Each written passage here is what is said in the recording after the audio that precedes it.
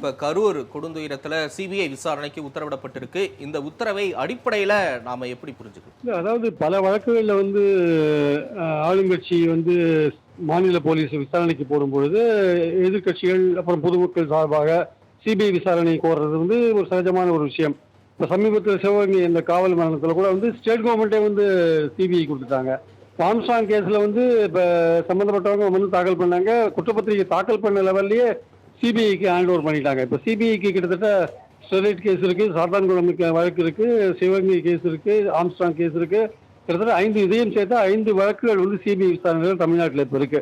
இது இயல்பாகவே எதிர்பார்த்த ஒரு விஷயம் தான். சுப்ரீம் கோர்ட் இது மாதிரி போடும். ஏன்னா பாதிக்கப்பட்டவர்கள், அதாவது மனைவி இருந்த கணவர் அல்லது குழந்தை இருந்த அப்பா, அவங்கெல்லாம் மனு தாக்கல் பண்ணும்போது அவங்களுக்கு ஸ்டேட் கவர்மெண்ட் மேல நம்பிக்கை இல்லைன்னு ஒரு மனு தாக்கல் பண்ணும்போது நிச்சயமாக கோர்ட் அவங்களுடைய நம்பிக்கை பெறணும் அப்படின்னா வேறு ஒரு அமைப்பு விசாரிச்சாதான் பெட்டரா இருக்கும்னு இயல்பாகவே நினைப்பாங்க. அதனாலதான் இப்ப மாநில சிடி வேண்டாம்னு சொல்லிட்டு சிபிஐக்கு போட்டிருக்காங்க. இது எதிர்பார்த்த ஒரு முடிவு தான். பட் ஆனா இதோடைய அது தவிர உச்சநீதிமன்ற கண்காணிப்பு குழு ரஸ்தோகி அவர் தலைமையில, நீதிபதி தலைமையில 3 பேர் கொண்ட குழு, அதுல 2 ஐபிஎஸ் ஆபீசர் இருக்கணும், அவங்க தமிழ்நாடு கேடரா இருக்கக்கூடாதுன்னு போட்டிருக்காங்க.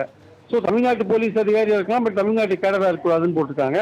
ஸோ அந்த 3 பேர் கொண்ட குழு கண்காணிக்கும் போடும்போது சிபிஐயோட விசாரணை வரம்புகள்லாம் பாத்தீங்கன்னா அது எவ்வளவு தூரத்துக்கு எக்ஸ்டெண்ட் ஆகும், அது பொலிட்டிக்கலா ஆளும் திமுகவுக்கு எந்த விதமான சங்கடங்களை கொடுக்கலாம் நம்ம பொறுத்திருந்து பார்க்கணும். அவங்க யாரை வேணா சம்மன் பண்ணலாம், விஜயை கூட சம்மன் பண்ணலாம், விஜயை விசாரிக்கலாம், எல்லாரையுமே பல்வேறு நபர்களை விசாரிக்கலாம், திமுக நபர்களை விசாரிக்கலாம், கரூரில் இருக்கிற திமுக முக்கிய புள்ளிகளை விசாரிக்கலாம், சதி என்ற ஆங்கிள் இருந்து விசாரிக்கலாம், அல்ல அது விபத்து என்ற ஆங்கிள் இருந்து கூட விசாரிக்கலாம். பலவிதமான ஆங்கிள் விசாரிக்கும் போது அல்டிமேட்டா முடிவு வரும்போது இதுல ஏதோ ஒரு விஷயம் இருக்கு, ஏதோ ஒரு சதி இருக்கு, இல்ல வேற ஏதோ ஒரு தூண்டுதல் இருக்கு அப்படின்ற மாதிரியான விஷயங்கள் எலெக்ஷன் சமயத்துல வந்ததுன்னா அது திமுக அரசுக்கு ஒரு பின்னடைவான ஒரு விஷயமா கருதப்படும்.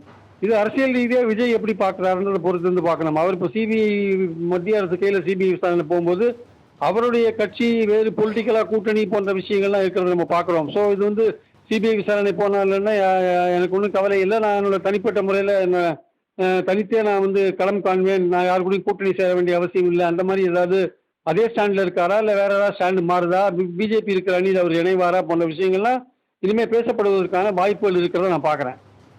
ஓகே, நன்றி திருப்பிரியன். இணைப்பில் உங்களுடைய கருத்துக்களை பதிவு செய்தமைக்கு.